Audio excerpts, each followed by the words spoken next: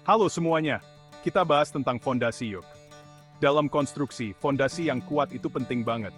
Fondasi itu yang menopang seluruh bangunan, membuatnya tegak, dan memastikan bangunan itu awet. Sama halnya dengan integritas dalam bisnis konstruksi.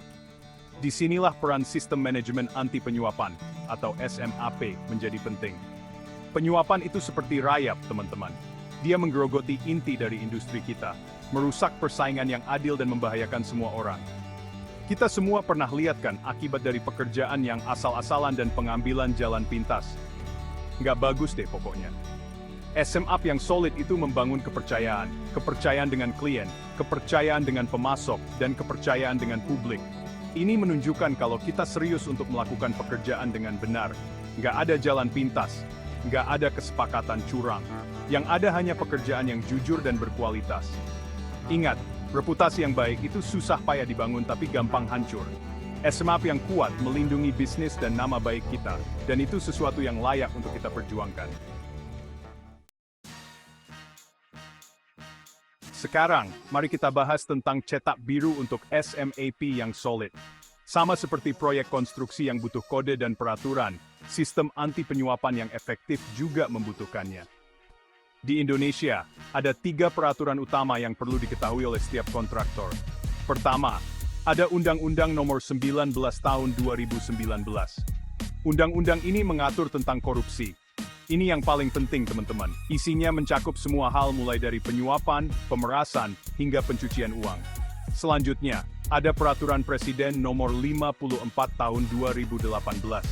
Peraturan ini secara khusus berfokus pada pencegahan penyuapan dalam pengadaan barang jasa pemerintah. Kita semua tahu betapa pentingnya kontrak pemerintah dalam konstruksi. Peraturan ini membantu menciptakan persaingan yang setara dan memastikan keadilan bagi semua. Dan yang terakhir, ada ISO 37001-2016. Standar internasional ini menyediakan kerangka kerja yang diakui secara global untuk menerapkan SMAP yang efektif. Anggap saja ini sebagai praktik terbaik industri untuk memerangi penyuapan. Peraturan-peraturan ini menyediakan kerangka kerja untuk SMAP yang kuat. Ini adalah hal-hal yang tidak bisa ditawar, yang harus dimiliki oleh setiap perusahaan konstruksi yang serius dalam menjalankan bisnis secara etis.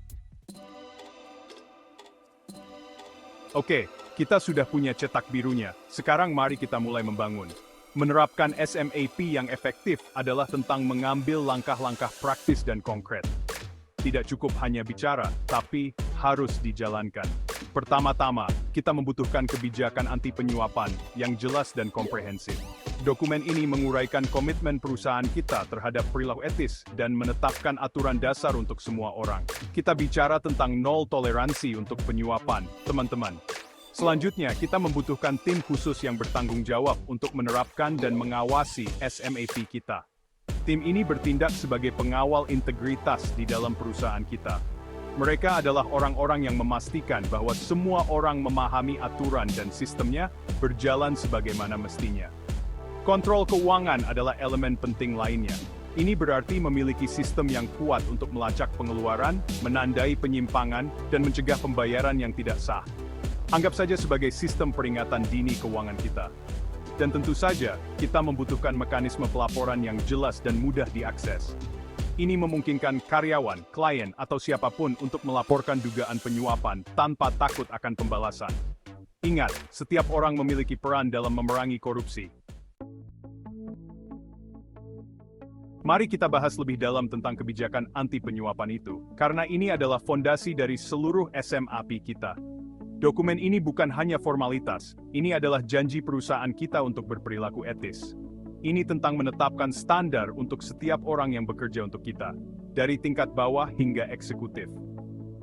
Pertama dan terpenting, kebijakan kita perlu mendefinisikan dengan jelas apa yang dimaksud dengan penyuapan. Kita bicara tentang uang tunai, hadiah, bantuan, apapun yang bernilai yang ditawarkan atau diterima untuk memengaruhi keputusan bisnis. Tidak ada area abu-abu, teman-teman. Selanjutnya, kita perlu menguraikan konsekuensi dari pelanggaran kebijakan. Ini mengirimkan pesan yang jelas bahwa penyuapan tidak akan ditoleransi. Dan ingat, konsekuensi ini perlu diterapkan secara konsisten, tidak peduli siapa yang terlibat. Kebijakan kita juga harus mencakup prosedur untuk melaporkan dugaan penyuapan. Ini harus menjadi proses yang aman dan rahasia. Orang perlu merasa nyaman untuk berbicara tanpa takut akan pembalasan. Terakhir, pastikan kebijakan anti penyuapan kita mudah diakses oleh semua orang. Terjemahkan ke dalam bahasa lokal, pasang di situs web kita, sertakan dalam buku pegangan karyawan. Semakin terlihat, semakin baik. Bagian kelima, menunjuk tim SMAP yang berdedikasi. Tim ini adalah garis pertahanan pertama kita melawan penyuapan dan korupsi. Mereka memastikan kebijakan anti penyuapan kita adalah bagian nyata dari budaya perusahaan. Pilih orang yang berintegritas, berorientasi pada detail, dan berani mengajukan pertanyaan sulit. Tim ini mengembangkan dan menerapkan prosedur anti penyuapan kita. Mereka juga memantau efektivitas SMAP kita. Tim ini menyelidiki laporan dugaan penyuapan secara menyeluruh dan rahasia. Pastikan mereka memiliki sumber daya dan dukungan dari manajemen senior. Bagian keenam, memperkuat struktur, menerapkan kontrol keuangan untuk mencegah penyuapan. Mari kita bicara apa adanya, teman-teman. Uang memang berbicara. Dan dalam dunia penyuapan, ia sering berbisik di sudut-sudut gelap. Itulah mengapa memiliki kontrol keuangan yang kuat sangat penting. Anggap saja seperti memperkuat struktur bisnis kita dengan balok baja. Prosedur akuntansi yang jelas dan transparan sangat penting. Ini berarti menyimpan catatan yang akurat dari semua transaksi keuangan, dengan otorisasi dan dokumentasi yang tepat. Pemisahan tugas mengurangi risiko penipuan. Tidak seorang pun boleh memiliki kendali penuh atas satu transaksi. Audit rutin adalah elemen penting lainnya. Ini melibatkan pihak ketiga yang independen untuk memastikan keakuratan dan mengidentifikasi tanda bahaya. Anggap saja seperti pemeriksaan kesehatan rutin. Dan terakhir, kita perlu memiliki prosedur yang jelas untuk menangani transaksi tunai. Uang tunai adalah raja dalam hal penyuapan, jadi penting untuk meminimalkan penggunaannya dan memiliki kontrol ketat. Bagian ketujuh, saluran komunikasi terbuka. Membangun mekanisme pelaporan yang efektif. Sekarang, mari kita bicara tentang whistleblowing. Saya tahu, ini bukan topik yang selalu nyaman, tetapi kenyataannya adalah mendorong orang untuk angkat bicara tentang dugaan kesalahan sangat penting untuk SMAP yang sukses. Ini tentang menciptakan budaya transparansi dan akuntabilitas. Pertama dan terpenting, kita perlu memiliki mekanisme pelaporan yang jelas dan mudah diakses. Ini bisa berupa hotline khusus, portal pelaporan online, atau bahkan individu yang ditunjuk di dalam perusahaan. Yang penting adalah mudah digunakan dan tersedia untuk semua orang. Selanjutnya, kita perlu memastikan kerahasiaan bagi pelapor. Orang perlu merasa aman melaporkan dugaan penyuapan tanpa takut akan pembalasan. Ini berarti melindungi identitas mereka dan mengambil langkah-langkah untuk mencegah reaksi balik. Kita juga perlu memiliki proses yang adil dan tidak memihak untuk menyelidiki laporan dugaan penyuapan. Ini berarti menanggapi semua tuduhan dengan serius, melakukan penyelidikan menyeluruh, dan mengambil tindakan yang tepat bila diperlukan. Dan terakhir, ingat bahwa pembalasan terhadap pelapor adalah ilegal dan tidak akan ditoleransi. Sangat penting untuk menciptakan budaya di mana orang merasa nyaman untuk angkat bicara, tanpa takut kehilangan pekerjaan atau menghadapi konsekuensi negatif lainnya.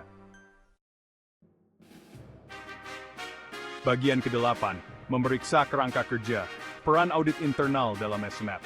Kita tidak akan membangun rumah tanpa memeriksa kerangkanya, bukan? Hal yang sama berlaku untuk SMAP kita. Audit internal yang teratur seperti inspeksi, memastikan sistem anti penyuapan kita kuat dan efektif. Audit internal adalah tentang melihat ke dalam SMAP kita. Mereka melibatkan tinjauan sistematis terhadap kebijakan, prosedur, dan kontrol kita untuk mengidentifikasi kelemahan atau celah. Anggap saja seperti pemeriksaan kesehatan untuk program anti penyuapan kita. Audit ini harus dilakukan oleh individu yang berkualifikasi yang independen dari area yang diaudit. Ini memastikan objektivitas dan membantu mengidentifikasi titik buta. Kita menginginkan seseorang yang dapat datang dengan pandangan baru dan memberikan penilaian yang tidak bias. Temuan audit internal harus didokumentasikan dan dilaporkan kepada manajemen senior. Ini memungkinkan kita untuk melacak kemajuan dari waktu ke waktu, mengidentifikasi area untuk perbaikan, dan menunjukkan komitmen kita terhadap kepatuhan SMAP. Ingat, teman-teman, audit internal bukan tentang menangkap orang, Mereka adalah tentang mengidentifikasi kelemahan dalam sistem kita dan membuat penyesuaian yang diperlukan untuk memperkuat pertahanan kita terhadap penyuapan dan korupsi. Bagian ke-9, peningkatan berkelanjutan, memanfaatkan siklus PDCA untuk peningkatan SMAP. Membangun SMAP yang kuat bukanlah proyek satu kali, teman-teman. Ini adalah proses perbaikan berkelanjutan. Dan disitulah siklus PDCA berperan. Plan, do, check, act. Canakan, periksa, tindak. Ini adalah kerangka kerja yang sederhana namun kuat untuk memastikan sistem anti penyuapan kita selalu semakin kuat. Ingat teman-teman, siklus PDCA berkelanjutan. Sekarang menjalankan dengan poin memerhatikan tindak.